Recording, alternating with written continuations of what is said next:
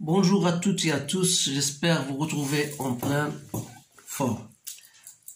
Bienvenue dans votre site maths et physique en poche. Dans cette séance, je vais partager avec vous, chers étudiants et étudiantes de la deuxième année baccalauréat, un sujet concernant la dynamique newtonienne. C'est un sujet que j'ai trouvé dans des sites qui est un sujet très important et c'est un sujet global qui comporte presque toutes les questions qu'on pose généralement le jour de l'examen. Alors voilà, je vais vous lire, bien sûr, voilà, vous pouvez stopper la vidéo pour que vous lisiez cette vidéo d'une façon plus ou moins lente et vous allez bien sûr pour comprendre bien sûr le sujet et après vous allez répondre aux questions posées. Donc je vais lire, donc les toboggans dans les piscines permettent aux nageurs de glisser et de plonger dans l'eau. On modélise le toboggan, un toboggan par une piste A, B, C, constituée d'une partie AB inclinée d'un angle alpha par rapport à l'horizontale et d'altitude H, et d'une partie rectiligne BC, et on modélise le nageur par un solide de centre d'inertie G et de masse M. Voilà la figure, voilà les données. Il suffit de noter ces données bien sûr parce qu'on va travailler avec ces données. La masse c'est 80 kg, alpha c'est 30, H c'est 3,2 mètres, BC c'est 12,8 mètres et G 10 mètres par seconde au carré. Étude du mouvement sur la partie AB. Donc le solide S part de la position A supposée confondue à G à l'instant T égale à 0 sans vitesse initiale et glisse sans frottement. Donc voilà, on étudie le mouvement de G dans le repère terrestre supposé galiléen R1 d'origine A et on a I1, J1. Voilà I1, voilà J1. Donc, après avoir compris bien sûr ce sujet-là, on va passer maintenant aux questions qu'on pose généralement. Voilà les questions qu'on va vous poser. Voilà, en appliquant bien sûr la deuxième loi du Newton, déterminer l'expression de l'accélération à 1x, voilà, à 1x du centre d'inertie G en fonction de G et de alpha. En déduire la nature du mouvement de G. En utilisant les deux équations horaires de la position et de la vitesse du mouvement du solide S, montre que la vitesse au point V vérifier l'équation suivante, V de B égale à 2GH. Donc, vérifier l'équation. Calculer la valeur de VB. Étude du mouvement sur la partie BC. Donc, un instant comme nouvelle, origine des temps, le solide S arrive au point B, puis il glisse avec frottement cette fois-ci.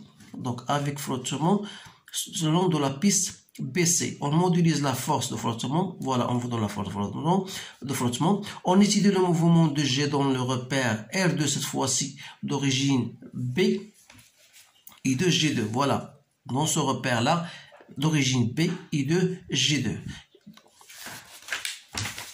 En appliquant toujours la deuxième loi de Newton, détermine l'accélération à 2 dans cette partie. Donc, on va répondre d'abord à la première question et on va passer à la deuxième.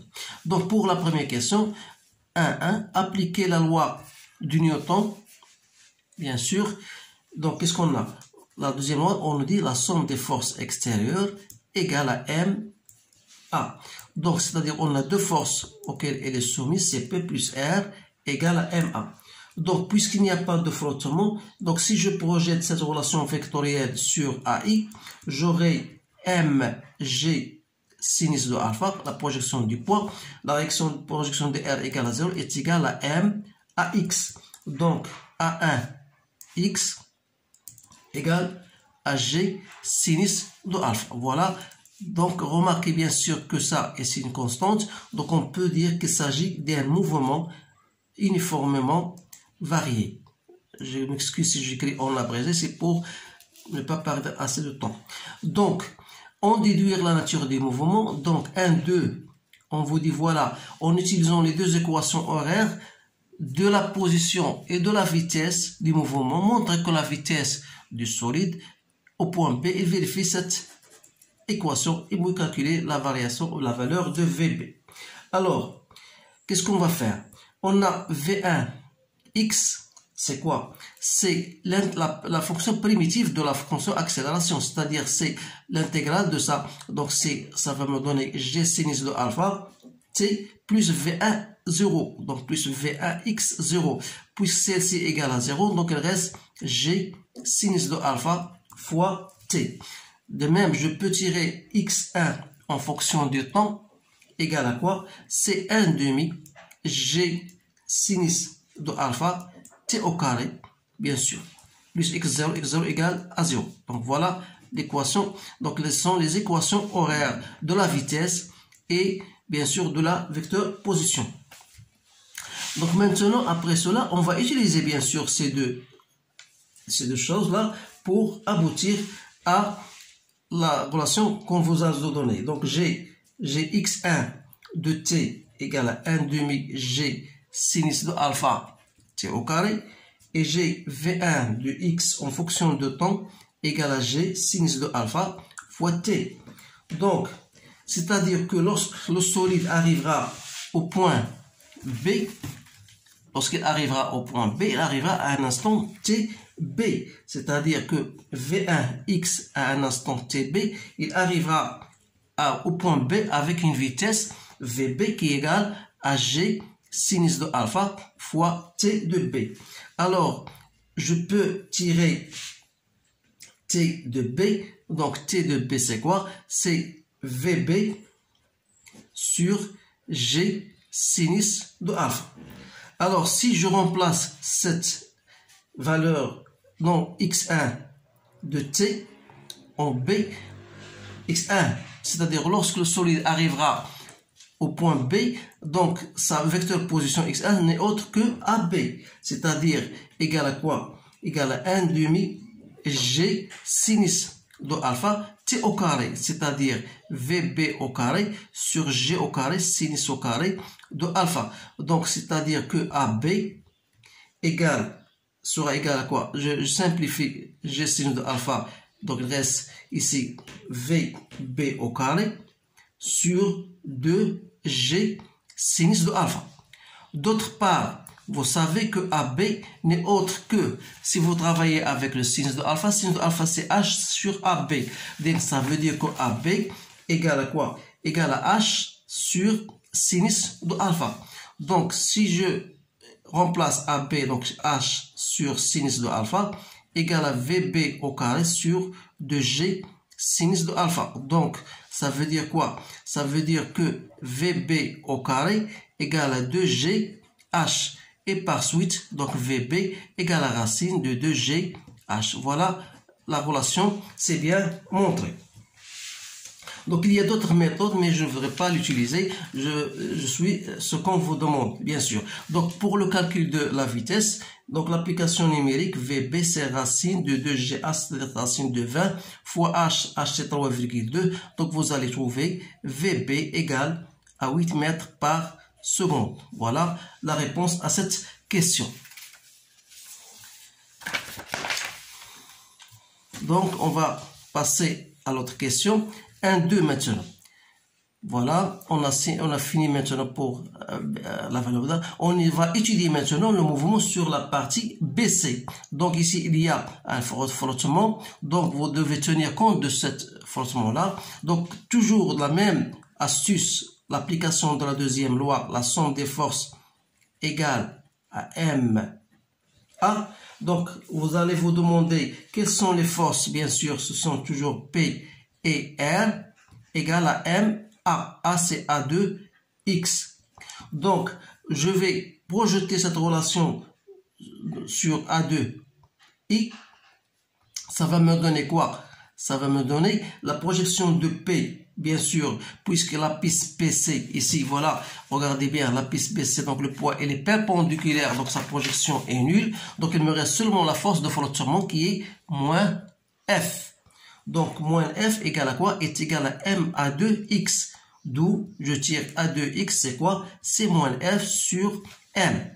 Voilà. Donc, vous remarquez bien que c'est une constante. Donc, il s'agit bien d'un mouvement uniformément varié. Un mouvement uniformément varié. Bien sûr, l'accélération est négative, vous pouvez dire qu'il est retardé.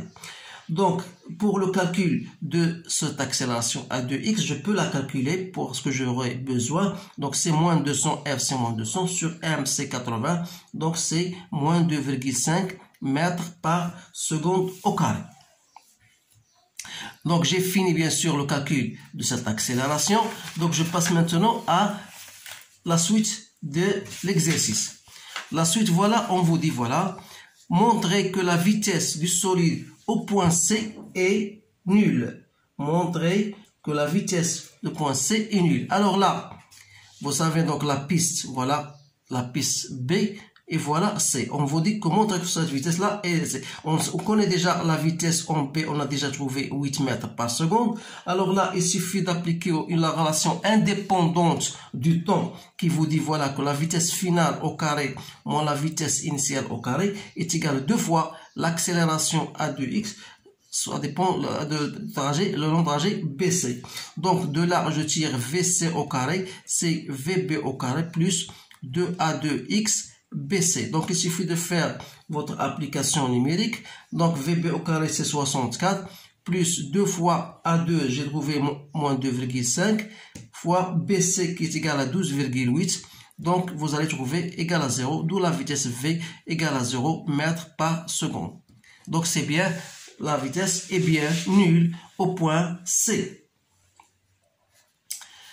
Donc c'est bien nul. Donc on va passer, calculer la durée totale que met le solide S pour parcourir la piste du toboggan ABC. Alors là, c'est une question importante. Donc la durée, normalement, on doit chercher la durée du passage, bien sûr, de A vers B, puis de B vers C. Donc on va dire soit T1, le temps correspondant au trajet AB, et soit T2, le temps correspondant à BC. Donc il faut trouver ces deux temps-là. Alors là, pour le trajet AB, on a X en fonction de temps. La quotient horaire est égale à 1/2 à 1xt au carré. Donc, A1x, c'est quoi? D'après ce que nous avons abouti, on a trouvé que G égale à G sinus de alpha, c'est-à-dire 10 fois 0,5. Donc, c'est 5 mètres par seconde au carré. Donc, ça veut dire que x en fonction de temps n'est autre qu'égal à 2,5 t au carré. Maintenant, on a AB. On va remplacer x lorsque x temps. Lorsque le solide arrive au point B. Donc, ce x, c'est quoi? C'est x égale à AB. Donc, x égale à AB à quel temps? À quel temps? C'est au temps T1 parce que il va arriver au point P à un instant T1. Donc, on aura AB, c'est quoi? C'est 2,5 T1 au carré. De là, je peux tirer T1 qui est égal à racine de AB sur 2,5, c'est-à-dire racine de AB. On a déjà trouvé AB, c'est quoi? C'est H sinus de alpha. Donc AB c'est H sur sinus de alpha, c'est-à-dire 6,4 que je divise par 2,5. Donc j'ai trouvé T1 égale à 1,6 secondes. Donc rappel que vous savez sinus de alpha, on a dit que c'est quoi? Sinus de alpha c'est H sur AB. De là, je tire la valeur de AB. Maintenant, pour le trajet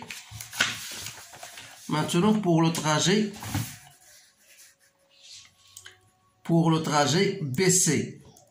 Donc, pour le trajet BC, on a dit le temps T2. Donc, on a A2X, c'est quoi? C'est la variation de la vitesse par rapport au temps.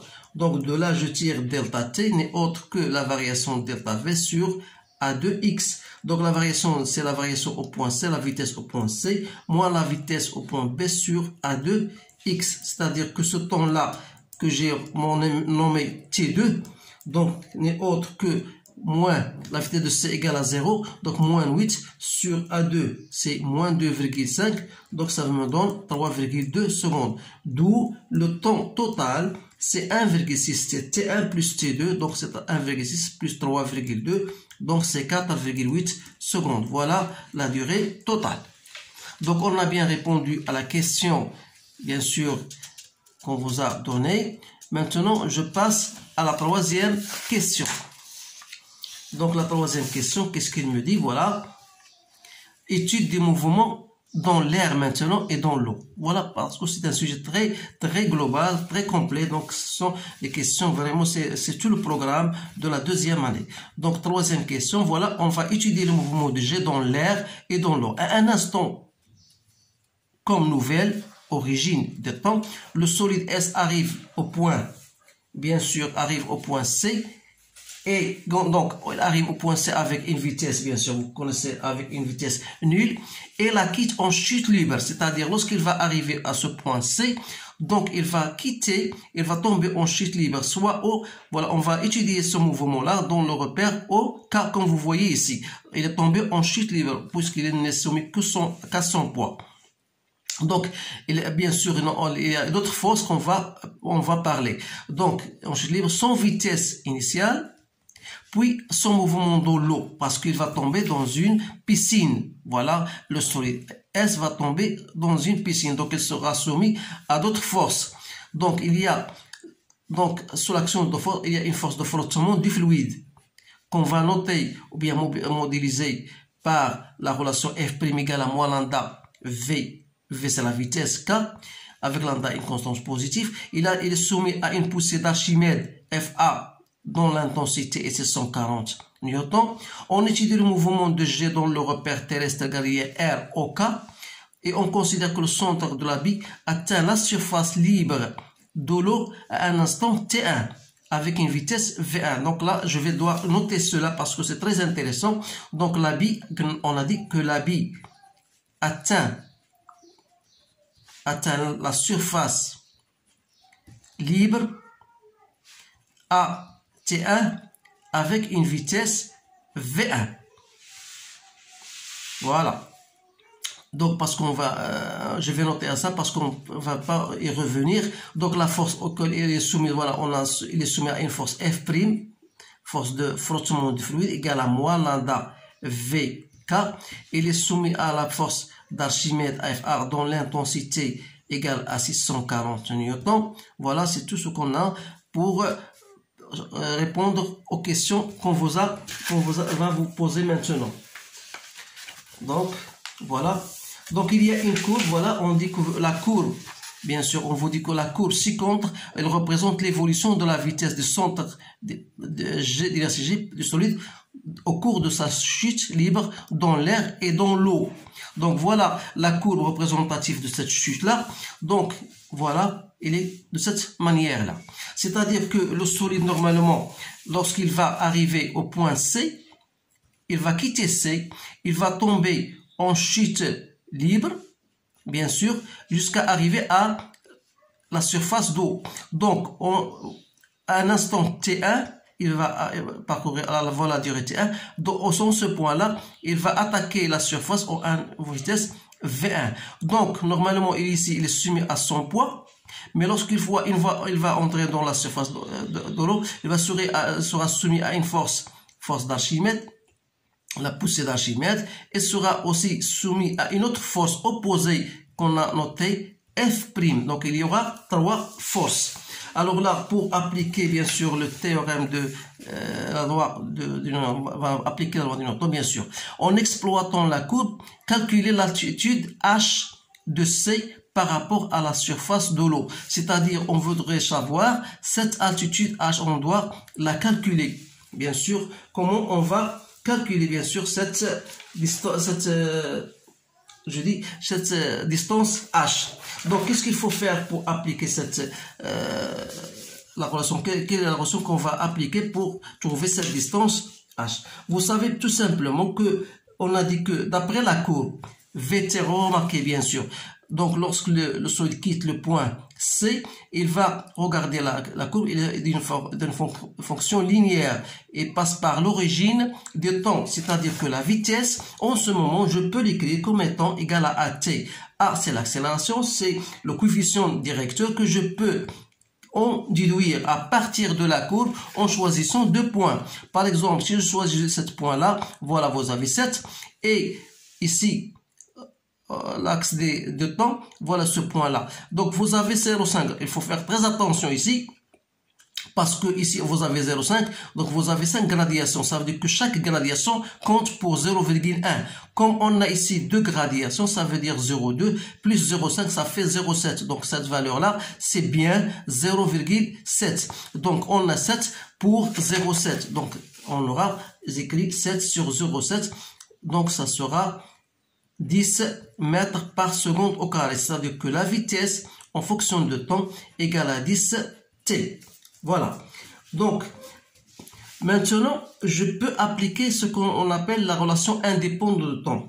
Donc, le solide S, il quitte le point C pour arriver à la surface de l'eau. Donc, il arrive à la surface de l'eau avec une vitesse V1. Donc, je dis V1 final moins la vitesse à laquelle c'est la vitesse en C au carré, égale à quoi? Égale à 2 fois l'accélération fois la distance, c'est-à-dire h. C'est-à-dire que h n'est autre que, puisque la vitesse en c égale à 0, donc il reste h, c'est quoi? C'est V1 au carré sur 2a. C'est-à-dire que V1 d'abord, je peux l'attirer à partir de la courbe.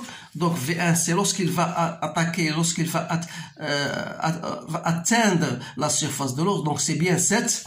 Donc 7 au carré, c'est 49 sur 2 fois l'accélération, ça fait 2 fois 20. Donc ça me donne 2,45 mètres. Alors là, j'ai fait répondre à cette question par ma méthode. Donc il y aura d'autres méthodes, je vais vous le faire maintenant. On peut même aller plus loin en cherchant l'équation horaire de vecteur position qui est égale à 1 demi a t au carré plus v0 t plus x0 sont tous nuls. Donc ça veut dire que pour h, on aura est égal à 1 demi a t1 au carré, parce que lorsqu'il va atteindre, il va parcourir la distance h pour une durée T1. Alors, T1, c'est quoi? D'après notre courbe, donc c'est T 0,1. 0,7, pardon. 0,7 secondes. D'où H, donc c'est 1 demi. L'accélération, c'est 10. Et T, voilà, c'est 0,7 au carré. Vous allez trouver le même résultat de 45 mètres. Alors là, vous avez le choix entre les deux méthodes. Maintenant, une fois j'ai cherché, on va passer maintenant à l'autre question. Montrer que la vitesse V du centre d'inertie du solide S, et vérifier l'équation suivante. Alors là, donc toujours en appliquant, on va appliquer toujours le théorème de l'énergie, le théorème, la loi, la seconde loi de Newton, qui dit voilà, sigma des forces est égal à m gamma. Donc voilà, donc on a sigma somme des forces égale à m l'accélération. C'est-à-dire, donc le solide ici, il est soumis à 3 forces qui sont la force de la poussée d'Archimède, il est soumis à une force de frottement du fluide, il est soumis à son poids, donc égal à m gamma, c'est-à-dire m dv sur dt. Alors si je projette cette relation vectorielle sur OK, ça va me donner quoi? Ça va me donner F, le poids, la projection de P, c'est mg, l'autre c'est moins F' moins FA égale à m dv sur dt. Donc, c'est-à-dire mg, F' c'est quoi? C'est lambda V, moins FA c'est 640 égale à m dv sur dt. D'où je divise par m, c'est-à-dire g, moins 640 que je divise par m ici, donc égal moins lambda v que je divise par m égale à dv sur dt. C'est-à-dire que g c'est 10, 640 divisé par 80, donc je vais pour ne pas aller plus vite, donc 640 divisé par la masse, 640 moins lambda v divisé par la masse égale à dv sur dt. Autrement dit, ça c'est 10, 640 divisé par 80, c'est 8, 10 moins 8, ça fait donc 2 égale, je passe à lambda sur moins, lambda sur 81 sur 80, c'est quoi? C'est 0,0125, il reste lambda v égale à dv sur dt. D'où dv sur dt plus 0,0125 lambda v égale à 2. Voilà l'expression qu'on voudrait bien sûr montrer. Donc, je passe à la question 3.3. Donc, 3.3, déterminer l'expression de la vitesse v limite en fonction de lambda et en déduire dans le système international la valeur de la constante lambda. Alors, pour répondre à cette question-là, je dis voilà soit v limite, la vitesse limite. Que ça veut dire la vitesse limite? Ça veut dire la vitesse qui sera constante. Donc, qui dit constante lorsqu'on va utiliser cette expression-là, ça veut dire que dv sur dt égale à 0. Donc, ce qui ne reste, bien sûr, ça sera 0,0125 lambda v limite égale à 2. Donc, de là, je tire la vitesse limite n'est autre que 2 sur 0,0125 lambda. C'est bien 2 sur 0,05, c'est quoi? C'est 160 sur lambda. Bien sûr, ce sera en mètres par seconde. Voilà la vitesse limite en fonction de lambda. Donc, pour déterminer lambda, comment je vais faire? Il faut d'abord déterminer la vitesse limite à partir de la courbe. Vous savez bien sûr que lorsque le solide S entre dans l'eau, donc il va se regarder sa vitesse et diminuer en fonction de temps jusqu'à devenir constante pendant un certain temps. Donc cette valeur-là, c'est la vitesse limite qui n'est autre que égale à 1. Donc c'est 1 mètre par seconde. Donc voilà la vitesse limite, c'est 1 mètre par seconde. Et par suite, donc lambda sera égal à quoi? C'est 160 divisé par 1, donc c'est 160. L'unité, c'est bien sûr seconde moins 1. Il est facile de trouver l'unité, bien sûr, tout simplement en disant que l'unité de lambda fois V sera mètre par seconde au carré, et comme V en mètre par seconde, donc lambda sera en seconde moins 1. Ce sont des choses que vous devez bien sûr comprendre. Maintenant, il nous reste l'équation, donc la question 3. 4.